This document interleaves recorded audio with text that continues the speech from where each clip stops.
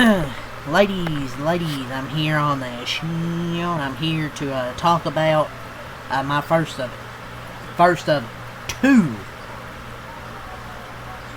college football games. And we're here to talk about number 4 Georgia beating number 23 Georgia Tech, 16-9 reaction. Georgia really with a big second quarter to prevail to the win in this game and playing excellent defense this whole game. Georgia Tech was only able to get 3 field goals in this one, while Georgia carried that big second quarter of 13 points to the victory. Only got 3 more points the rest of the game. And Gunnar Stockton didn't have his greatest game. You know, he only went 11 of 21. But the thing is, they really didn't have to throw the ball a lot because they really exploited that Georgia Tech run defense in this game.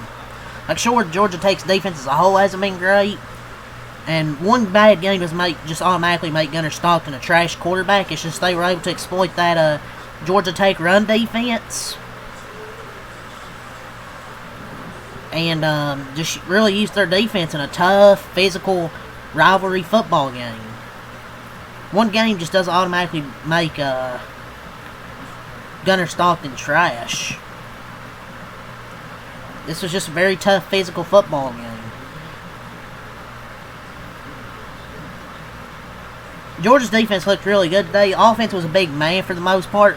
You know, their playbook was close to their playbook today didn't feel like it was that great. Gunnar didn't look great, but I'm not going to say he's trash. I mean, look at games where he's performed. Tennessee performed. There's other games where he's performed. Texas. People just need one game doesn't make a quarterback trash. And Georgia didn't even play their A game.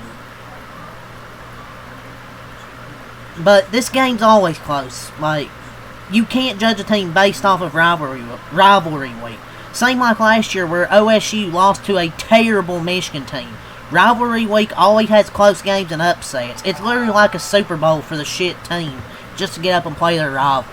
Georgia Tech's always close. Like, did people not watch an 8 or 9 overtime game last year? And you'd say, oh, they barely beat Georgia Tech. Well, who cares? They won.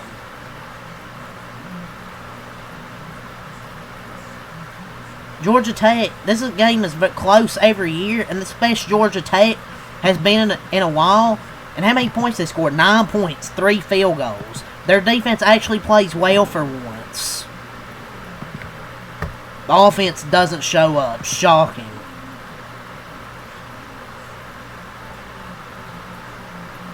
I know. Of course. The game was definitely ugly though, offensively.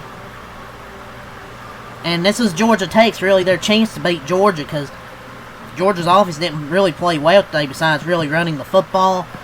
But Georgia Tech couldn't do anything offensively.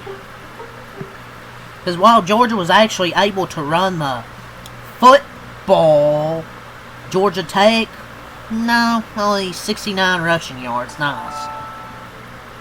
But Nate Frazier ran all over them. You know, Stockton and McCray each had about 40 yards. So, 190 total. And you only run for about 60, and your passing game isn't really effective. It's going to be hard to win, man. Despite even their defense played well for once. You know, it's just a tough, physical football game, man.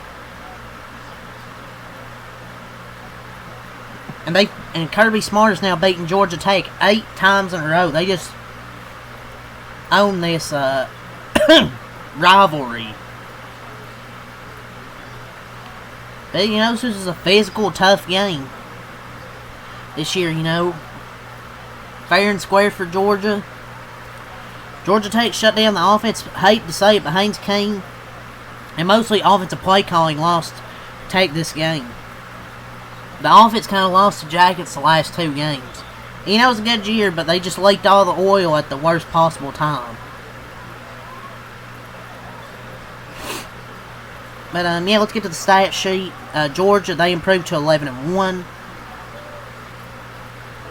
Gunnar Stockton, 11-21, 70 yards, 1 touchdown, 1 interception. He had 15 runs for 42 yards, 2.8 yards per carry. Not a great game from Gunnar Stockton, obviously, but they really didn't throw the football too much. Most of it was kind of just running, because Georgia Tech couldn't stop it. He had a screen pass touchdown to Zachariah Branch for their only touchdown this ball game. Nate Frazier ran over the Georgia Tech defense, carving them up like a turkey. 16 runs, 108 yards, 6.8 yards per carry for Nate Frazier in this one. And in the first, I think in the first half, he was up to 59 yards and 7 attempts even. So, absolute dominance from Nate Frazier in this ball game. Josh McCray, 13 runs, 43 yards, 3.3 yards per carry. And we talked about Gunnar Stockton.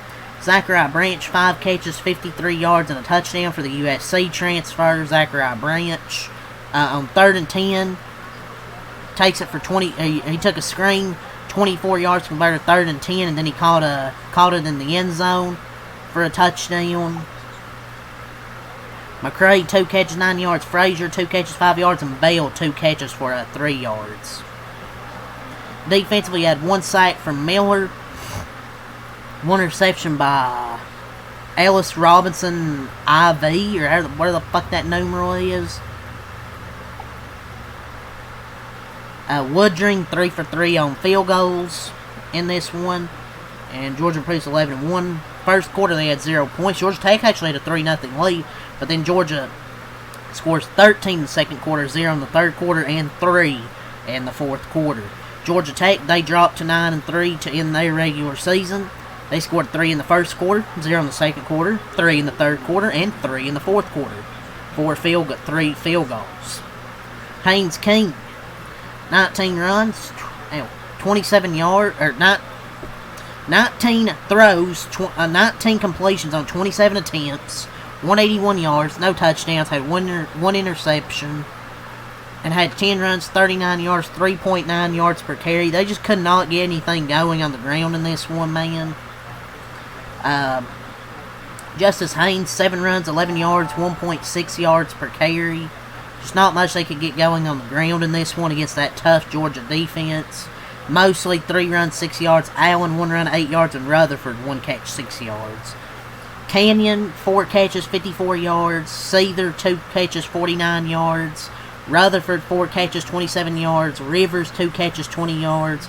Haynes, 2 catches, 14 yards. Stockton, 2 catches, 10 yards. Allen, 1 catch for 9 yards.